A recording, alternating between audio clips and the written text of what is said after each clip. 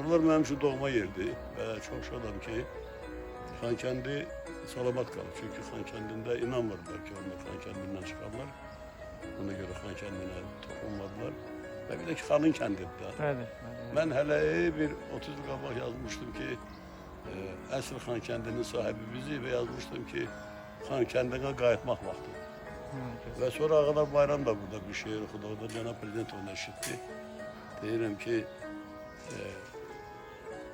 evlər yad şabından çırağman olmaz, yadlar sənin doğman, dostun və doğman olmaz. Xankəndi yad elli səndə xan olmaz.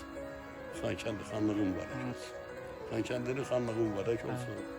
Sizin də bu gözəl oteliniz, Çinar oteliniz mübarək olsun. Sağ olun müəllim. Dincəldim, yattım, çox təmiz havası var. Çox gözəl, sakit yerdir, xoşum gəldi və söz verirəm ki, növbət və xəbərə gələndə yenə gəlib ona qalarım. İnşallah müəllim. Və Gözümüz xoşuma gələn sevginiz sizin var. səmiyyətiniz oldu. Sağ olun, var olun. Allah sizə ömür versin. Allah sizi. Hələ bu gecə buradayıq, sabah Allah gəlir. İnşallah. Sağ Sağ olun. olun, var olun müəllim. Allah razı olsun. Minnətdarım diqqətə görə. Sağ olun.